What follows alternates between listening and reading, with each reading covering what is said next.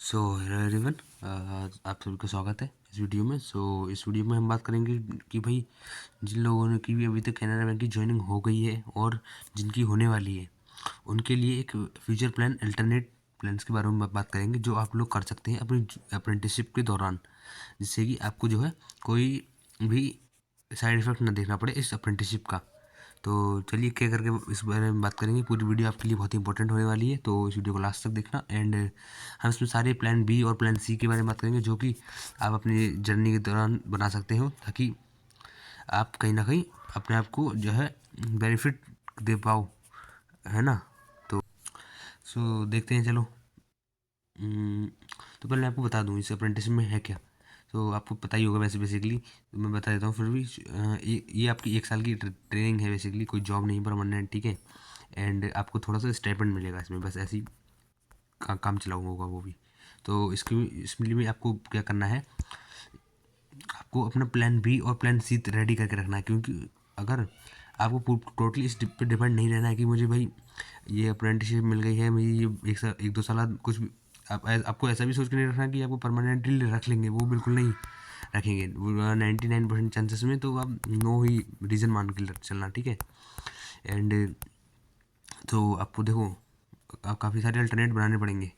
तो चलो देखते हैं। तो जो लोग भी अप्रेंटिसशिप को कर रहे हैं ना, तो पहले तो ये उनके कुछ वैल्यूबल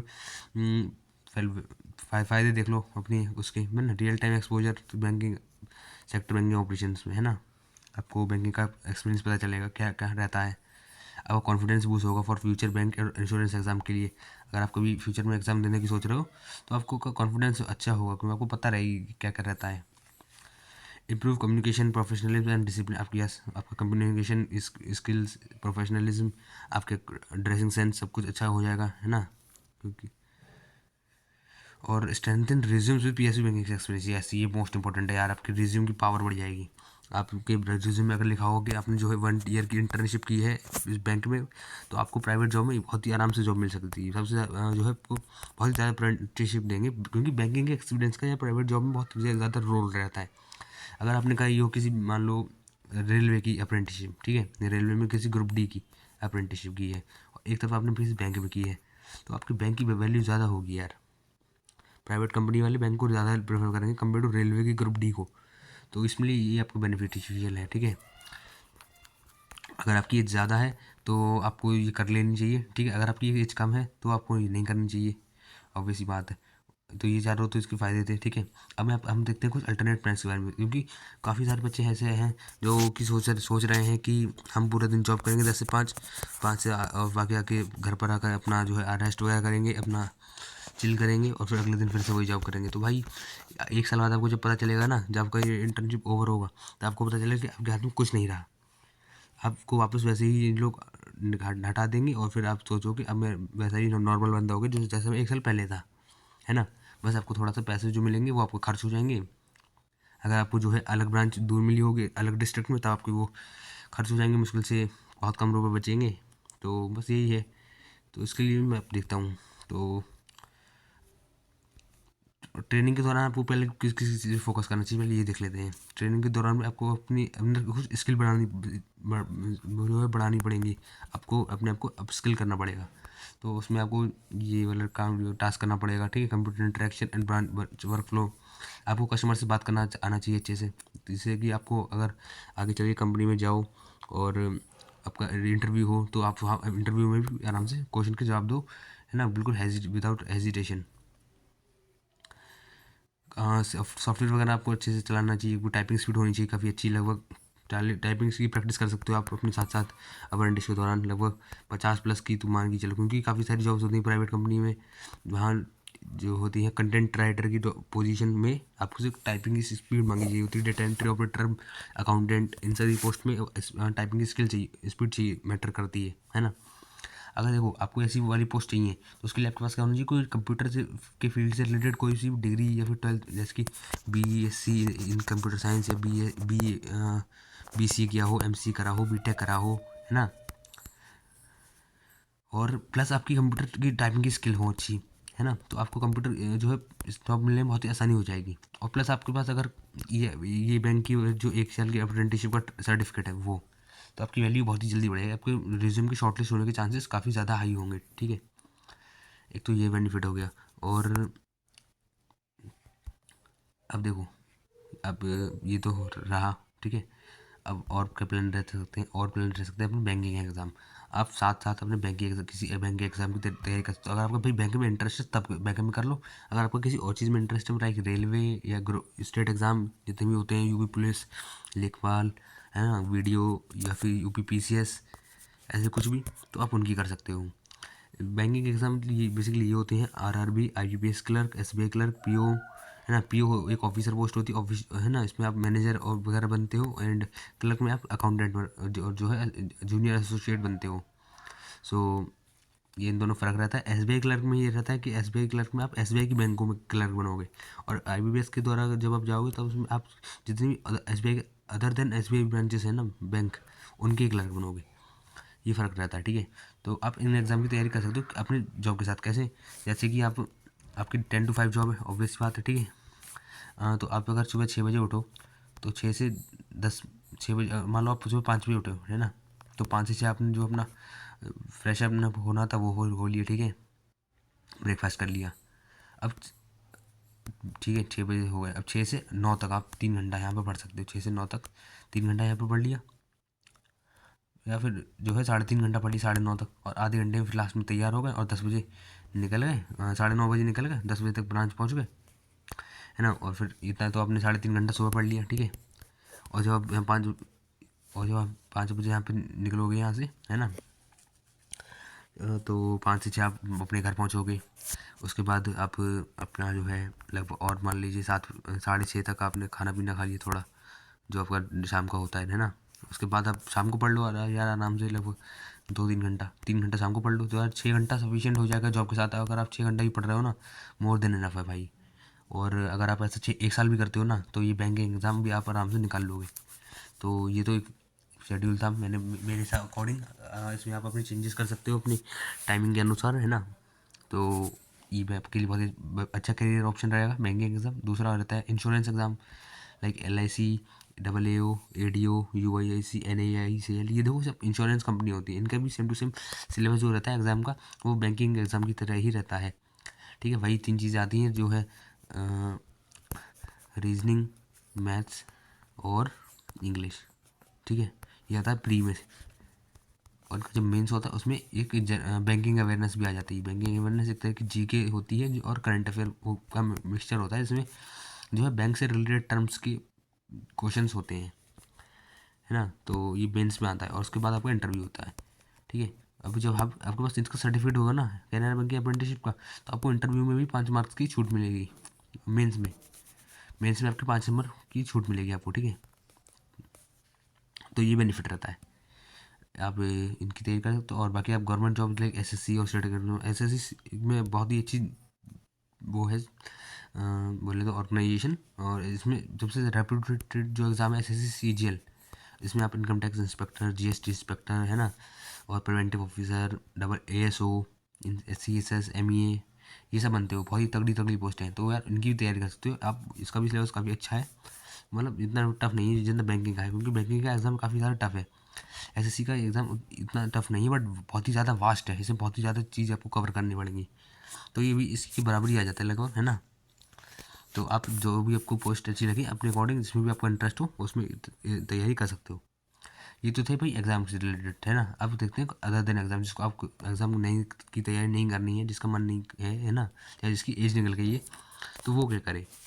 तो वो जा सकता है अभी प्राइवेट सेक्टर में। प्राइवेट सेक्टर में आप प्राइवेट बैंक में जा सकते हो, या कोई प्राइवेट कंपनीज होती हैं, है ना, नॉन बैंकिंग फाइनेंशियल कंपनीज, उनमें जा सकते हो। जैसे कि अगर आपके पास ये इंटर्नशिप चल रही है, तो आप साथ उसमें साथ साथ अपनी जो है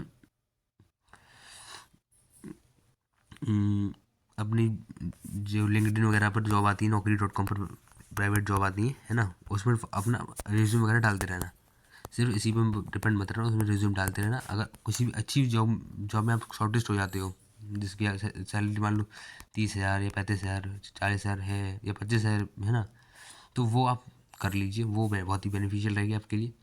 भाई प्राइवेट जॉब का भी एक्सपीरियंस काफ़ी अच्छा रहता है, क्योंकि जब आप एक कंपनी से मान लो 30,000 रुपये आपने करी, ठीक है, अब आपने वहाँ की छोड़ दी और आप दूसरी कंपनी में गए अपने 30,000 वाला वो रिज्यूम लेके, जिसमें कि हम, तो ये दूसरी कंपनी में जब आप जाओगे ना तो वो 30,000 नहीं देगी, वो आपको थोड़ी बढ़ा के देगी, 35,000 देगी। ठीक है, जब आप इसको छोड़ गए तब तीसरी में गए, अब वो आपको 35,000 नहीं देगी, अब वो आपको देगी 40,000। ये रहता है प्राइवेट कंपनी में से, क्योंकि आप जो सैलरी छोड़ के आते हो उससे थोड़ा बढ़ा के ही देती हैं हमेशा। इसलिए मैंने अपने सामने देखा है, मेरे काफ़ी दोस्त हैं उनके साथ ऐसा ही हुआ है, तभी मैं आपको बता रहा हूँ। इसलिए जब भी आप जॉब छोड़ो ना प्रीवियस, तो उससे एक सर्टिफिकेट ले लो कि हम इतनी सैलरी पे जॉब को छोड़े हैं, तब वो सैलरी सर्टिफिकेट आप इसको दिखा देना और फिर वो आपकी बढ़ा के ही देते हैं। तो तभी तो आपको कुछ बेनिफिट होगा यार, जब सैलरी बढ़ा के लोगे। अब 30,000 में यहाँ भी ली, 30,000 यहाँ भी ली, तो क्या फ़ायदा हुआ, है ना। तो यार ये कर सकते हो आप प्राइवेट सेक्टर में, अपना रिज्यूम वगैरह डालते ना, कभी भी शॉर्टलिस्ट हो सकते हो, है ना अपनी। और रिज्यूम में शॉर्टलिस्ट होने की बहुत ही जो मेजर चेंजेस है ना, जिसकी वजह से आप शॉर्टलिस्ट होगे, वो यही है, जब आपकी स्किल बढ़ेंगी, आपकी स्किल सेट अंदर होंगी आपके अंदर, है ना।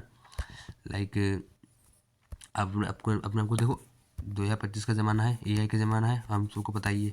अब इसमें हमें पता है कि हमें आपको स्किल करना पड़ेगा, वरना एआई हमें हटा देगी। ऑब्वियस सी बात है, सही बात, बिल्कुल सच है, हटा देगी आराम से। तो अगर आप अभी भी मान लो बहुत ही पुराने बच्चे हो और आपको पता नहीं है कुछ करना, एआई वगैरह चलाने का, कंप्यूटर के बारे में ज़्यादा नॉलेज नहीं, तो भाई अब ये सीख लो, कोई बहुत ही बड़ी बात नहीं है। आप टैली करना सीख सकते हो, कोडिंग सीख लो यार। कोडिंग का बहुत अच्छा फील्ड चल रहा है अभी, एंड कोडिंग का कोई के लिए आपको सीखने के लिए जो है कोई कोचिंग वगैरह ज्वाइन करने की ज़रूरत नहीं है। ऑफलाइन आप बेसिकली यूट्यूब पर बहुत सारे चैनल, अच्छे अच्छे चैनल से जो आपको हर तरह चीज़ सिखा देंगे कोडिंग में, ज़ीरो टू हीरो तक। तो आप कोडिंग कौन सी सीखें, तो भैया कोडिंग में आप जैसे सीख सकते हो जो अभी फेमस लैंग्वेज चलने, लाइक पाइथन सीख लीजिए, है ना। एंड डेटाबेस के लिए माई एसक्यूएल सीख लीजिए। एंड ये पाइथन तो आपकी देखो फ्रंट एंड और बैक एंड के लिए होगी बेसिकली, है ना। फ्रंट एंड के लिए आप PHP सीख लेना और HTML सीख लेना, ठीक है। और ये चारों चीज़ें सीखने में आपको लगभग लगेंगे मेरे हिसाब से, अगर एक्सपर्ट होना तो 7 मंथ लगेंगे एक्सपर्ट, 6 से 7 मंथ आराम से। और आप इसमें बहुत ही अच्छे वाले एक्सपर्ट हो जाओगे, एकदम तगड़े वाले। और उसमें फिर जब आप प्राइवेट वाले में जाओगे ना भाई, किसी फ्रीलांसिंग करने या फिर कोई कंपनी में अपना प्रोजेक्ट दिखाओगे, पोर्टफोलियो अपना, तो भाई आपको 100% शॉर्टलिस्ट कर लेगा यार, और बहुत तगड़ी सैलरी देगा। तो यार अपने अपस्किल करो आज ही जाके, किसी भी यूट्यूब चैनल पर जाना और अपनी ये लैंग्वेज को सीखना। अगर कोई डाउट हो किसी लैंग्वेज से या फिर किसी भी चीज़ में कोई कन्फ्यूजन हो, तो मुझे टेलीग्राम पर आप डायरेक्टली पूछ सकते हो। टेलीग्राम ग्रुप की मैंने लिंक डिस्क्रिप्शन में दे रखी है ना, उसमें आप ज्वाइन हो जाना। ये तो रहा कोडिंग सीख सकते हो, और क्या सीख सकते हैं भैया। और आप आपको अगर भाई टीचिंग में इंटरेस्ट है, आपको किसी को पढ़ाना अच्छा लगता है ना, तो आप किसी जो है आपकी देखो कोचिंग पढ़ाना स्टार्ट कर सकते हो। ऐसा कर सकते हो, जैसे कि आप 5 बजे आ गए, 5 बजे घर आने के बाद 6 से 7 1 घंटा कोचिंग पढ़ा दी। और फिर जब आपको कोचिंग में ठीक ठाक चलने के लिए, थोड़ा बहुत मतलब बच्चों को विश्वास होने के लिए, तब आप अपने अपने कोच जो है ये इंटर्नशिप छोड़ दी और थोड़ी मास अच्छी कोचिंग ज्वाइन कर ली और कोचिंग पढ़ा ली, जैसे कि। या फिर आप ऐसा भी कर सकते हो कि जैसे कि मान लो मेरा क्या प्लान है मेरे दोस्त का। पहले मैं अपने दोस्त को बताता हूँ। मेरा दोस्त है रहने वाला, अब मान लो एक्स डिस्ट्रिक्ट का, ठीक है। उसको मिली है वाई डिस्ट्रिक्ट में जॉब, जो कि उसके घर से 70 किलोमीटर दूर है, ठीक है। और उसमें जो उसका रहने खाने में 15,000 में से 8,000 खर्च हो जाता है उसका। तो कितना बचा, 7,000 बचा, ठीक है। अब वो सोचता है कि भाई 7,000 बचा के मैं यहाँ पे क्या करूँगा, और 8,000 में अपना वही थकान वगैरह भी रह जाती, इतनी देर जॉब करो, है ना। तो वो बोरिंग लाइफ हो जाती, फिर वो मज़ा नहीं आता है। तो उसने क्या किया, अपने ही इस डिस्ट्रिक्ट एक्स में एक बहुत ही अच्छा स्कूल था, है ना। उस स्कूल का नाम था मान लो JBL। उस स्कूल का नाम मान लो JBL था, ऐसा कोई रियल में है नहीं, मैं ये सब इमेजिनरी नाम है। उस स्कूल में जाके अपना उसने रिज्यूम डाला, और उस रिज्यूम में अच्छा था, उसके बाद थोड़ी स्किल्स भी थी और टीचिंग में उसको इंटरेस्ट था, है ना। और स्कूल में फिर उसने जो है रिज्यूम में ये भी लिख रखा था कि अभी प्रेजेंटली वो बैंक में जॉब कर रहा है। तो ये देखकर स्कूल वाले खुश हो गए, और भाई स्कूल वालों ने उसे शॉर्टलिस्ट कर लिया, कॉल आ गया, स्कूल वालों ने उसे सैलरी दी 20,000 की बात, एज ए टीचर 20,000 की बात हुई इसकी, ठीक है। अब उसने जो है अपने ही डिस्ट्रिक्ट में इस स्कूल को ज्वाइन कर लिया, बैंक को छोड़ दिया। अब बताओ उसका क्या फ़ायदा हुआ, अब आप मुझे बताना उसका फ़ायदा हुआ कि उसका लॉस हुआ। डेफिनेटली उसका फ़ायदा हुआ ना भाई। अब वो उसके पूरे 20,000 बचेंगे उसके डिस्ट्रिक्ट में ही, और उसके पूरे जो है आने जाने का खर्चा ही बचेगा और टाइम भी बचेगा। अब बैंक में जो है वो स्कूल में टाइमिंग कितनी रहती है आपकी, स्कूल में आपकी 2 बजे छुट्टी होती है बेसिकली, 2 PM पे, है ना। तो आप 2 बजे से आराम से घर तक शाम को पढ़ भी सकते हो। बहुत ही ज़्यादा, बहुत ही बेनिफिशियल है आपके लिए। मैं भी यही करने की सोच रहा हूँ। मैं भी ये अप्रेंटिसशिप शायद जो ना ही करूँ, अगर ये मुझे मिल जाती है स्कूल वाली, है ना। तो ये तो मेरा सीक्रेट प्लान था, ठीक है, वो मैंने आपको डिस्क्लोज़ कर दिया। अगर आपने वीडियो यहाँ तक देखी है तो यार आप सच में बहुत ही पैशनेट हो अपने करियर को लेकर यार, है ना। आपके लिए सैल्यूट है भाई, जो आप इतना पैशनेट हो, क्योंकि 90% जनता ने अब तक हटा दिया होगा वीडियो। सो ठीक है, तो मैंने भाई ये बहुत अच्छे से प्लान बताया आपको। आप इनको जो भी अच्छा लग रहा हो उसको कर सकते हो। एंड अगर कोई किसी भी चीज़ से डाउट हो तो मुझसे पूछ सकते हो, ठीक है। अब देखते हैं आगे चीज़ की क्या क्या कर सकते हैं। और ठीक है, तो देखो, study strong along with training, तो कैसे कर सकते हो ट्रेनिंग के साथ साथ। 2-3 घंटे daily smart study after office hours, ठीक है। वीकेंड मॉक टेस्ट, अब आपको हर वीकेंड पे मॉक टेस्ट देने हैं, ठीक है। कौन कौन से देने हैं, कौन से प्लेटफॉर्म से देने हैं, तो वो यार वो सब मैंने अपनी प्लेलिस्ट में बता रखा, और एक नेक्स्ट वीडियो में भी बता दूंगा कि आप कौन से मॉक टेस्ट दोगे, कैसे रिवीजन करोगे, मॉक टेस्ट को एनालाइज कैसे करोगे, है ना। मॉक टेस्ट में कि देने की स्ट्रेटजी क्या रहती है, स्ट्रेटजी के बारे में बात करेंगे, है ना। किस तरीके से हमें क्वेश्चंस को लेके चलना है, कौन से क्वेश्चन को स्किप करना है, कौन से क्वेश्चन को कब जो कंप्लीट करना है ना। आप और जो है अपने क्वांट रीजनिंग सारे सेक्शन पे अपने फोकस करना है, अच्छे से पढ़ाई करते रहनी है। यूट्यूब से पढ़ाई कर लीजिए, है ना, या फिर किसी टीचर का बैच ले लीजिए। और मैं अगर आपको अच्छे टीचर बताऊँ तो जो आप टेलीग्राम में मुझसे पूछ सकते हैं, मैं कौन सा टीचर सजेस्ट करूँगा, ठीक है। वो बहुत ही बढ़िया टीचर है। Analyse mistake and improve weak areas, mock test को का एनालिसिस कैसे करें और मॉक टेस्ट कैसे दें, उसकी वीडियो मेरे चैनल पे ऑलरेडी बनी रखी है, ठीक है। उसकी लिंक मैं डिस्क्रिप्शन में दे दूँगा वीडियो की। एंड अगर आपको देखनी हो तो आप जाकर देख सकते हैं, ठीक है। अदरवाइज़ मैं नई वीडियो भी बना दूँगा। तो ये था पूरा यार वीडियो का एनालिसिस। अब देखो, विनिंग माइंडसेट क्या है, टॉपर का mindset. Do not depend on a single exam result, ठीक है। एक सिंगल एग्जाम पर डिपेंड मत रहना, ठीक है। आप मल्टीपल एग्जाम की फॉर्म भरते रहना और मल्टीपल एग्जाम में अटेम्प्ट करना, जिसमें भी आपको सिलेक्शन हो जाए, बहुत वेल एंड गुड, ठीक है। And apprenticeship is a stepping stone not the final goal. Yes यार, ये अपना जो है एक कैरियर का स्टेपिंग स्टोन है, कोई फाइनल गोल नहीं है हमारा कि हमारे अप्रेंटिसशिप मिल गई बहुत ही बड़ा हो गया। कुछ नहीं भाई, 1 साल बाद अब वहीं पे वापस वहीं पे आ जाओगे। ये तो बस ऐसी बैंक सरकार क्या चाह रही है कि अब हमें परमानेंट एम्प्लॉय की जगह से एक संविदा वाला एम्प्लॉय मिल जाए, जो कि हमारे परमानेंट वाला 60,000 में करता है, वही संविदा वाला हमारा 15,000 में कर देगा। ये है सरकार का गोल। तो वो सोच रही है कि ऐसे में 15,000 वाले 4 करूँगा तो वो जाकर 1 के बराबर होगा, है ना, 60,000 वाले की। तो ये सरकार अपना पैसा बचाने के चक्कर में कर रही है, पर इसमें आपकी कैरियर की कोई ग्रोथ नहीं है, वो आपका कैरियर बर्बाद कर देगी, ठीक है। सो ये तो था कंसिस्टेंसी बीट मोटिवेशन यार, है ना। अब ऐसा नहीं कि वीडियो देखने के बाद आप तुरंत पढ़ने बैठ गए और 1-2 दिन पढ़े और फिर वापस से वहीं के वहीं आ गए, तो यार ये बेकार चीज़ है एकदम, है ना। आप भले से आज पढ़ो, मान लो आज 2 घंटा पढ़े सिर्फ, कल भी 2 घंटा पढ़ो, परसों भी 2 घंटा पढ़ो, तरसों भी 2 घंटा पढ़ो, बस 2 घंटा डेली पढ़ो, है ना। ऐसा नहीं कि सिर्फ आज ही पढ़े। And avoid negative comparison with others. यार मैंने देखे हैं काफ़ी लोग नेगेटिव जो है कंपैरिजन करते हैं दूसरे बच्चों से, कि यार मेरा दोस्त उसकी तैयारी कर रहा है एंड वो और एक कह रहा है कि मेरा दोस्त इसी अप्रेंटिसशिप को कर रहा है एंड अदर ऐसी टाइम वेस्ट करता है, पढ़ाई वगैरह वगैरह नहीं करता, है ना। तो उससे कंपेरिजन मत करना। अभी आपको देखो, कुछ बच्चे ऐसे भी होंगे जो कर रहे होंगे ऑलरेडी तैयारी, आप अकेले नहीं हो भाई, बहुत दुनिया बहुत आगे है ना। दुनिया कुछ लोग ऐसे ही होंगे जिन्होंने ज्वाइन करते ही पहले ही दिन से ही अपनी पढ़ाई स्टार्ट कर दी होगी, और अब आज आपको इस बारे में पता चला है ना। तो अब आपको उनसे कंपेयर नहीं करना है कि उसने जिसने पहले दिन से स्टार्ट कर दी थी। अब आप जहाँ से हो वहीं से स्टार्ट करो, और आज से ही स्टार्ट करो, अभी से, है ना। अभी से पढ़ना स्टार्ट करो और करते रहो, ठीक है। सो वीडियो काफ़ी लंबे होने वाला है, चलो ख़त्म करते हैं अब इसको।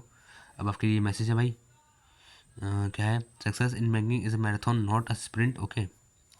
Use this apprenticeship wisely, prepare strong backup plans and keep improving every single day, okay. Best विशेष हो रहे बैंकिंग कैरियर जर्नी। तो यार ये वीडियो आपको अच्छी लगी हो तो यार लाइक कीजिए, एंड यार चैनल को सब्सक्राइब कीजिए भाई, ठीक है। चैनल को सब्सक्राइब कीजिए यार, मैं आपको इतनी मेहनत कर रहा हूँ, इतनी अच्छी चीज़ें बातें बताई मैंने आपको, है ना। और डिस्क्रिप्शन में टेलीग्राम ग्रुप की लिंक है, फ्री ग्रुप है एकदम डिस्कशन के लिए, तो आप उसको ज्वाइन कर सकते हो, है ना। चलिए बाय।